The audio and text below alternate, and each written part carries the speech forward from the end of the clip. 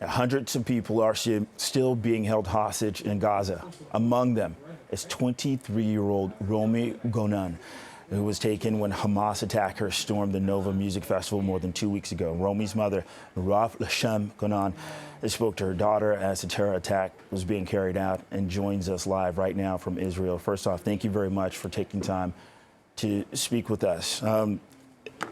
We're almost, we're over 2 weeks now since this has happened. What hope do you have that your daughter is going to be released safely? You're asking for hope or for a certainty? That's two different things. No certainty because nobody saw her. I saw in the news that the leaders of the world are pushing to send Gaza humanitarian aid, which is wonderful. I think it's very important, but none of them spoke about sending somebody, the Red Cross or something, to see if my daughter is still alive, and not just my daughter, the other 221 people that are hostages. So hope, we're not talking about hope. We're talking about doing real things like being here in your wonderful network that I so thank you that you are bringing up this story, because I think on the agenda should be not the war, but the hostages and the suffering of what is happening in Gaza, because they are, two different issues, but are related in somehow. And I don't know, I don't have a hope, but I need certainty that she's still alive.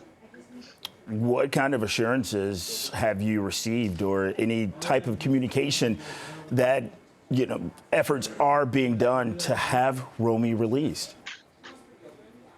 First, none, because nobody saw them. It's not possible to send somebody to see if they are alive. Who is there? How do they feel? If Romi was wounded, she was shot in the hand and she was bleeding. I don't know if she's wounded badly or what is the situation with her. So we don't have any knowledge of it.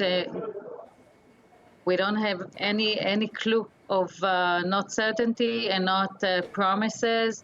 And we need that, but we need it from the world, because I see how leaders are pushing for the good, for the benefit of the suffering people.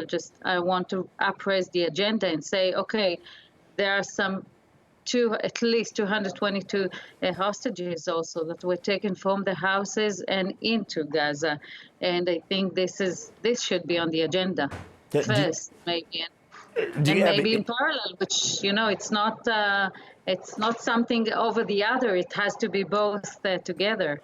Do you have any idea of what's being done to release Romi or any of the other 200 hostages? That's a good question, because I assume that some of the actions that are taken are confidential. But I know that globally, worldwide, we are raising the awareness of the fact that there are hostages there, and maybe it's in Israel now, but it can be everywhere. And that's something that we also, as citizens in Israel, are pushing very hard for all the world to know that we are people. And I guess there are talks among the leaders of the world. I don't really know, because I'm a mother. My responsibility is for my kids. And I'm doing each day any step I can, together with a lot of thousands of volunteers here. We meet with prime ministers of every country that is willing to meet with us. We, as citizens, as people, just to raise the agenda, the fact that there are people there, real people like my daughter, which is only 23. She just, went for a festival. That's all. She was going for dancing inside Israel, and we met with anybody that would meet us, and we're trying to raise the voice of the babies, the kids, the elders, to help bring everybody back home.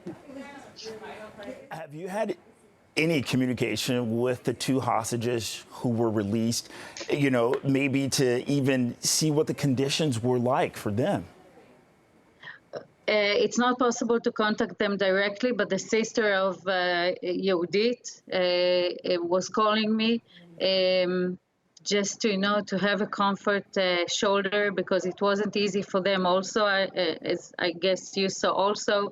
Once they were out, forces inside Hamas started spreading rumors about them being released because they are American, and try to divide between the American people and the Israeli people, which we will not help this, grow, because they are two wonderful, a mother and a daughter, two beautiful women from the inside out that were kidnapped by the Hamas, and no, it's not possible to talk with them for now.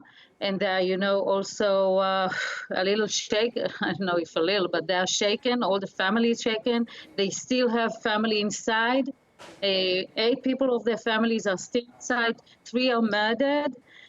So they are very protective now, just to, to calm themselves and try to get back to life here in Israel. So it's not possible to talk with them, no. Marav Lashem Gonen, unfortunately, we have to end our segment right here. Thank you very much for taking time to speak with us. And, we do hope for the best, okay? Thank you. Thank you for helping us, raising the fact that it's all of us. It's not just Israel. It can happen everywhere. So don't look away. Please be with us and help us make this world a better place, a safer place. Thank you. Thank you.